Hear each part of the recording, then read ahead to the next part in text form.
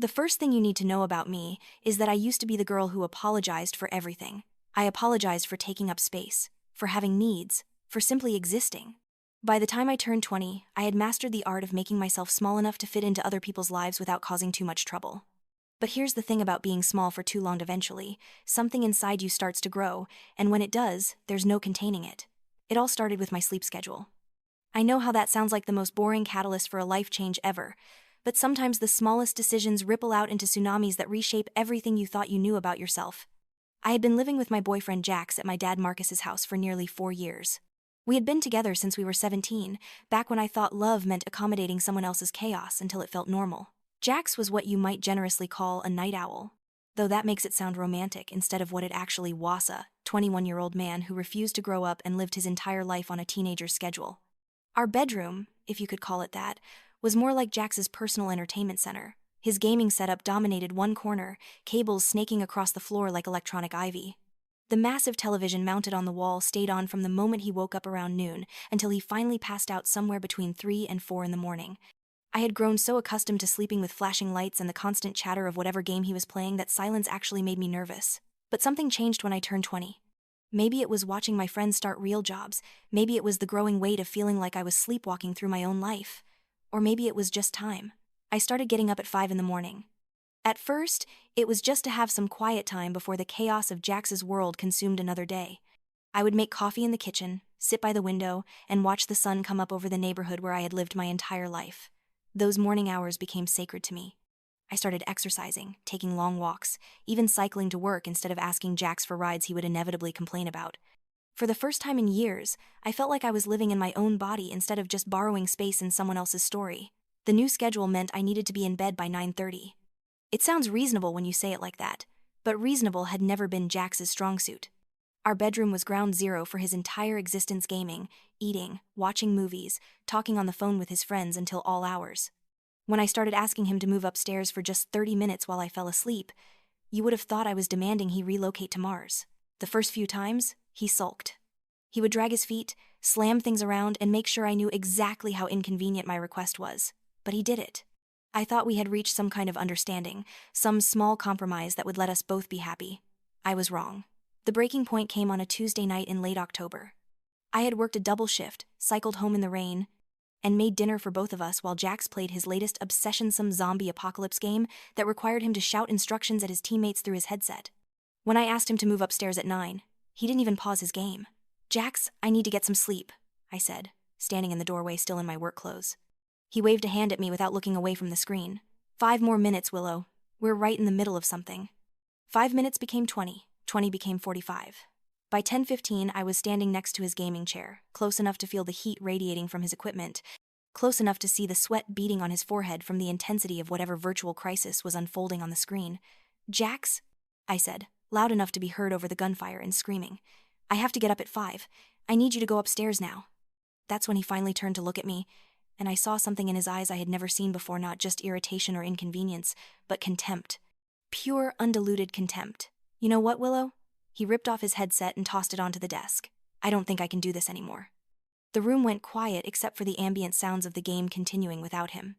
His teammates' voices crackled through the abandoned headset, asking where he went, but he ignored them completely. "This whole thing," he gestured at me like I was an exhibit in a museum he found particularly distasteful, "this boring person you've become, this obsession with sleeping like an old lady. It's made you incredibly boring." I felt something cold settle in my stomach. Not hurt, exactly, but a kind of crystalline clarity that surprised me. Boring? Every day it's the same thing. You get up before dawn like some kind of farmer. You exercise like you're training for the Olympics. You cook dinner, and then you want to go to bed while the rest of the world is still awake. When did you become this person? When did you become so... He searched for the word and landed on it with obvious satisfaction. Pathetic? I stood there, absorbing his words, waiting for the familiar sting of shame that usually followed his criticism. But it didn't come. Instead, I found myself really looking at him, at this man I had shared a bed with for 4 years, who I had driven to work every single day because he still didn't have a license, who I cooked for and cleaned up after, and accommodated in ways large and small, and I saw him clearly for perhaps the first time. "You think I'm pathetic for having a sleep schedule?" "I think you're pathetic for thinking that getting up early makes you special. I think you're pathetic for trying to change everything about us because you read some stupid article about productivity." And I think you're pathetic for expecting me to rearrange my entire life around your weird new obsessions."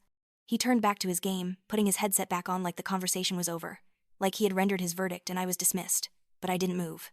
I stood there, watching him reconnect with his teammates, listening to him laugh and joke like the last 5 minutes hadn't happened.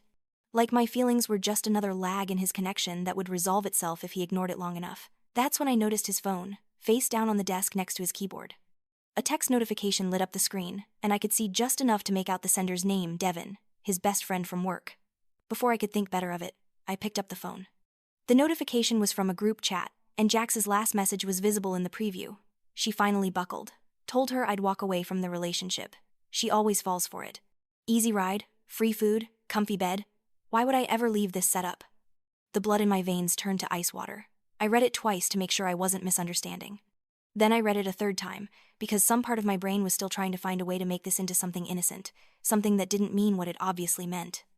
Jax noticed me holding his phone and spun around in his chair. "What the hell are you doing?" I held the phone out to him, the screen still glowing with evidence of his conversation. Easy ride, free food, comfy bed? His face went through several rapid changes: surprise, guilt, anger, and finally a kind of defensive calculation. "You're going through my phone now? That's a new low, even for you. You're using me." He stood up, suddenly towering over me in our cramped bedroom. "Using you? I'm the one earning more money in this relationship. I'm the one who actually has a social life. What exactly are you contributing here besides rules and bedtimes and constant nagging? I drive you everywhere because you don't have a license.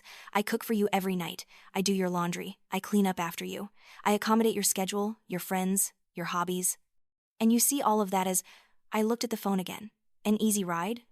Oh, here we go. Saint Willow, the martyr of household chores. You do those things because you want to, not because I asked you to. If you don't like it, stop doing it."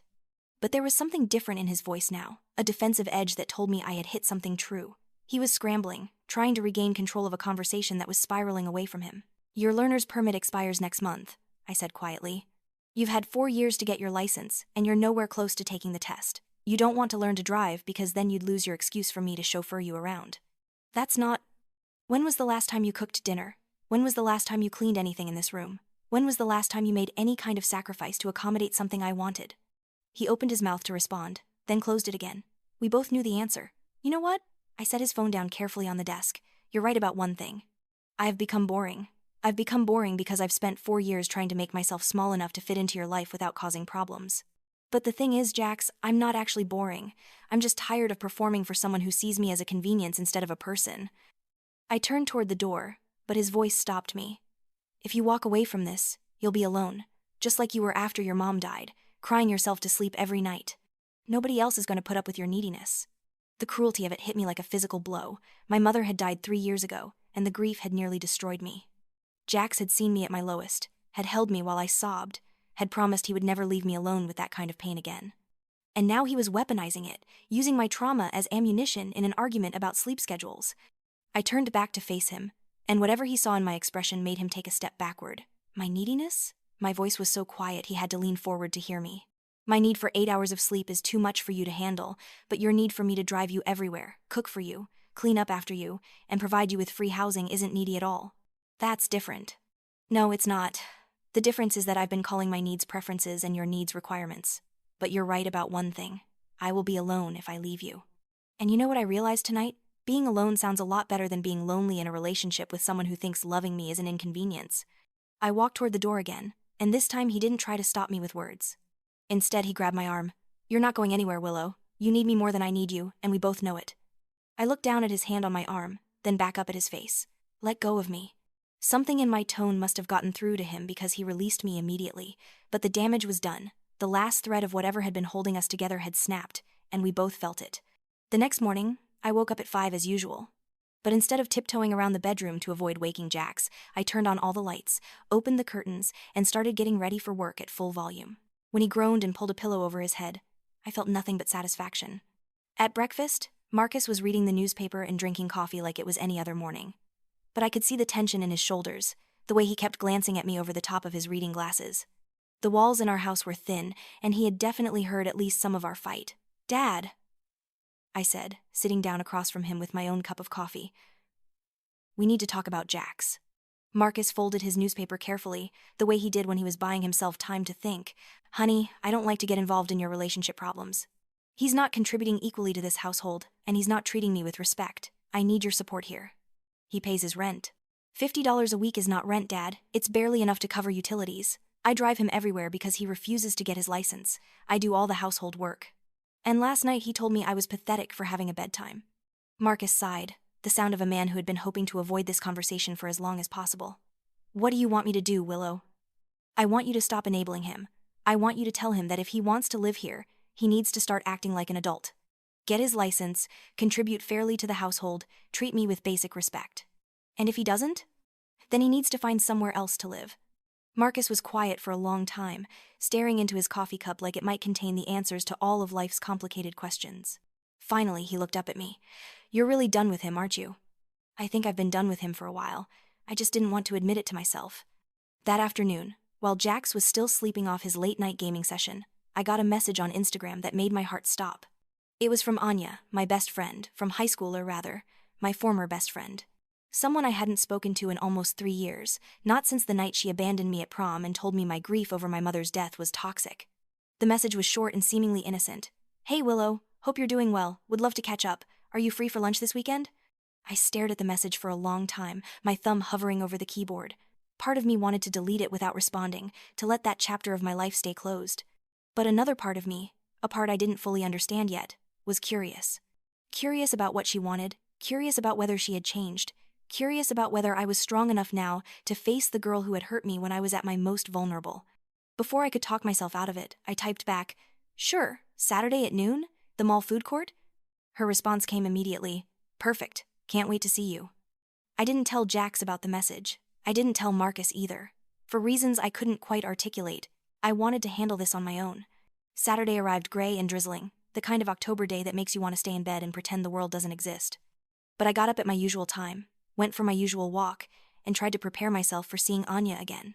The mall was busier than I expected for a Saturday afternoon, full of families and teenagers and the kind of aimless wandering that happens when people have time to kill but nowhere specific to go.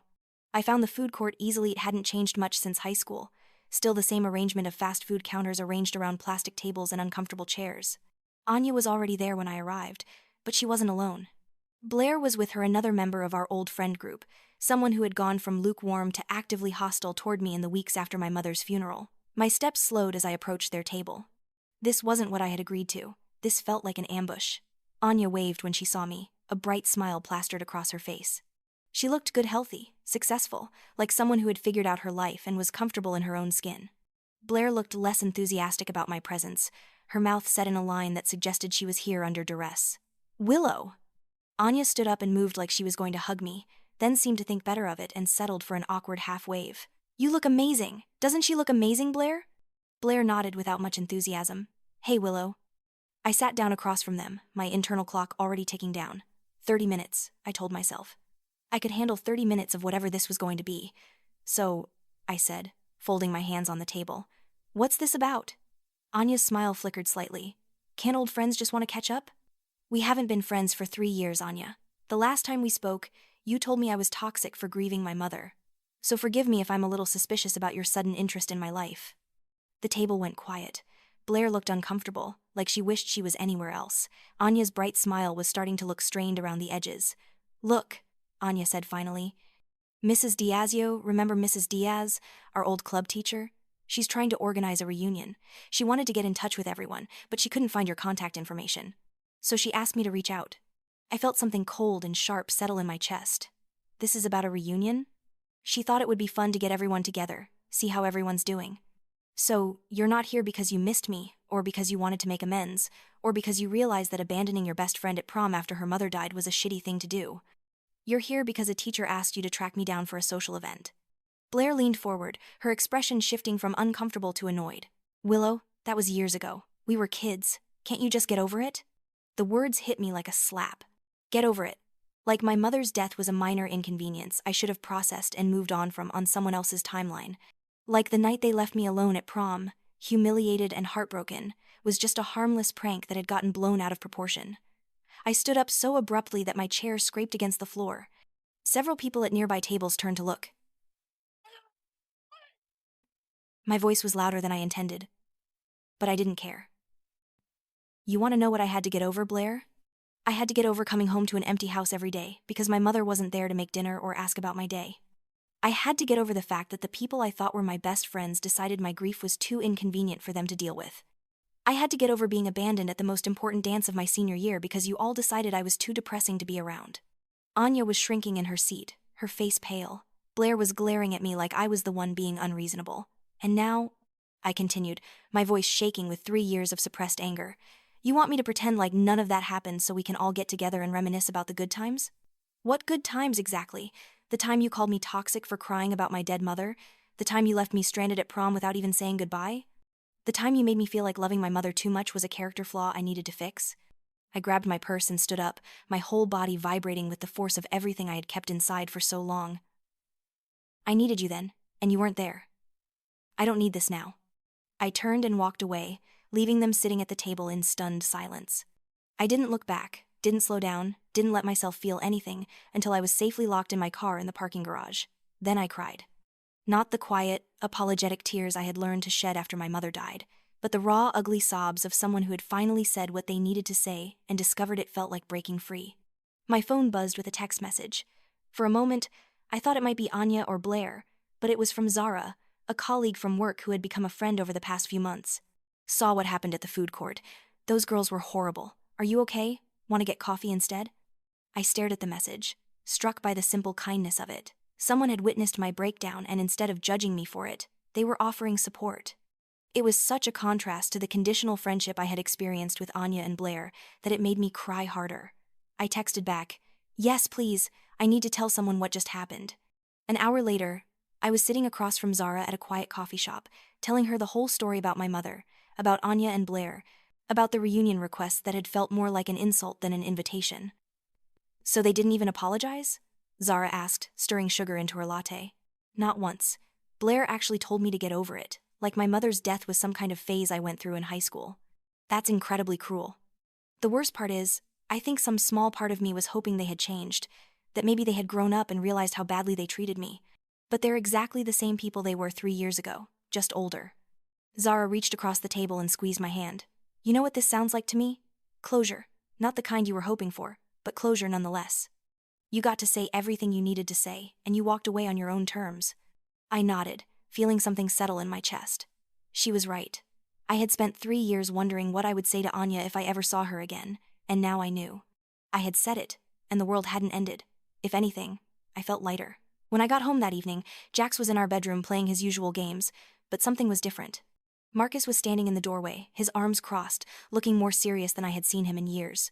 What's going on? I asked. Marcus looked at me, then back at Jax. We need to have a conversation about living arrangements. Jax paused his game and spun around in his chair. What kind of conversation? The kind where I tell you that you have 30 days to find a new place to live. The silence that followed was so complete I could hear the air conditioning cycling on in another room. What? Jax's voice cracked slightly on the word. You heard me. 30 days. I should have done this a long time ago. But I pay rent. $50 a week isn't rent, Jax. It's grocery money. My daughter has been subsidizing your life for 4 years, and I've been enabling it by providing you with cheap housing and free meals. That ends now. I stared at my father, hardly able to believe what I was hearing. In 20 years, I had never seen him take such a firm stand on anything, let alone something that involved confrontation. Jax turned to me, his expression desperate. Willow, tell him this is crazy. We can work things out. No, I said quietly. We can't. What do you mean we can't? Last night was just a fight, couples fight. It doesn't mean anything. It means everything, Jax. It means you see me as a convenience instead of a person. It means you think loving me is something you should be rewarded for instead of something you want to do. And it means I've spent 4 years trying to make myself small enough to fit into your life instead of building a life that actually belongs to me. He stood up then, his height suddenly feeling threatening instead of protective. You can't just throw away 4 years because of one bad night. I'm not throwing away 4 years. I'm refusing to waste any more time on someone who thinks my needs are unreasonable and my feelings are inconvenient. Jax looked back and forth between Marcus and me, clearly trying to figure out if this was a negotiation he could still win. But something in our faces must have told him it wasn't. Fine, he said finally, but don't come crawling back to me when you realize you can't handle being alone. I met his eyes steadily. I won't. 2 weeks later, Jax was gone. He had found a place to stay with a friend from work, though I suspected his new living situation was probably just as temporary and unsustainable as the one he was leaving behind. He took his gaming equipment, his clothes, and his attitude, leaving behind 4 years' worth of accumulated possessions he claimed he didn't need anymore. The silence in the bedroom was strange at first. I had grown so accustomed to the constant noise that the quiet felt almost oppressive. But gradually, I began to appreciate it. I could hear birds outside my window in the morning. I could think without the distraction of gunfire and explosions. I could go to bed at 9:30 without negotiation or guilt. A few days after Jax left, I got a phone call that changed everything again. "Is this Willow?" The voice was male, unfamiliar, with a slight accent I couldn't place. "Yes, who is this?" "My name is Leo. I'm calling about Sasha and Finn." My blood went cold. Leo was my ex-husband, though calling him that made our relationship sound more significant than it had been. We had gotten married when I was 19, divorced less than a year later when it became clear that he was more interested in having a caretaker than a partner. The marriage had been a mistake, but it had produced 2 beautiful children who lived with me most of the time. "What about them?" I asked, already dreading the answer. "I want to see them. I'm coming to town next week, and I thought we could arrange something." Leo lived in another state now, chasing opportunities and avoiding responsibilities in equal measure. He saw Sasha and Finn sporadically, usually when it was convenient for him or when he needed something from me. "Okay," I said carefully. "How long were you thinking?" 2 weeks. I want to spend some real time with them, make up for lost time." 2 weeks is a long time, Leo. Where are you planning to stay?" There was a pause that told me everything I needed to know. "Well, I was hoping I could stay with you, save some money, keep things simple."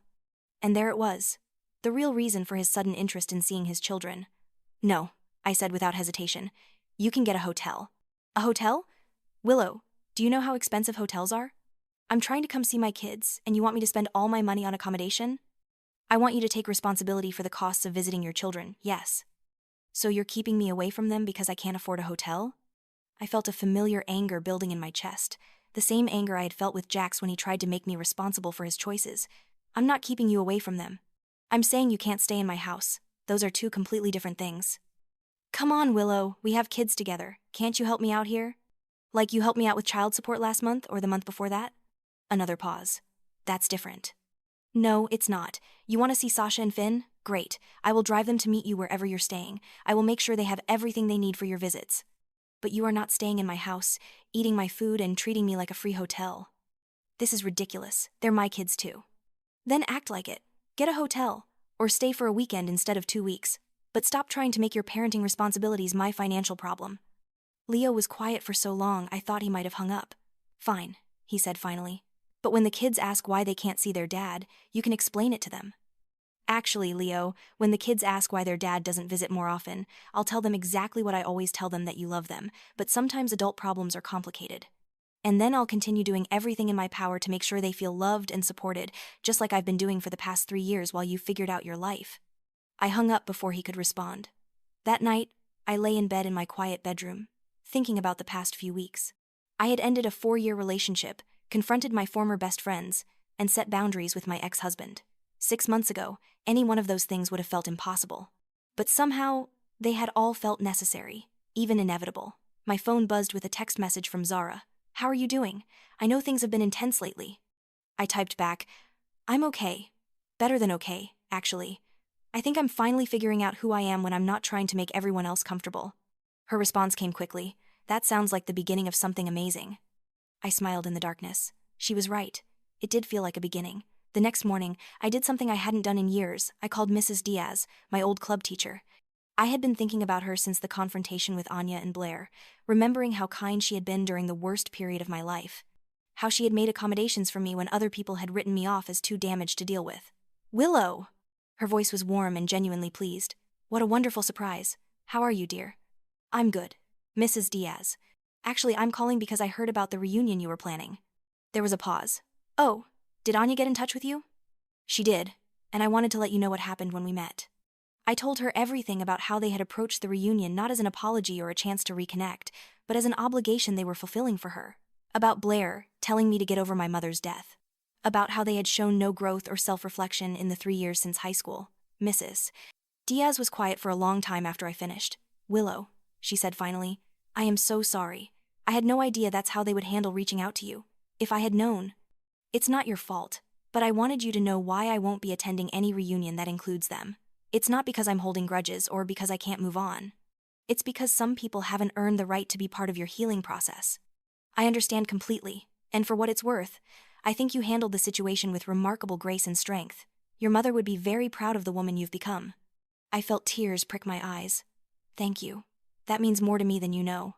Would you be interested in getting coffee sometime? Just you and me? I'd love to hear about what you've been doing with your life. I would love that.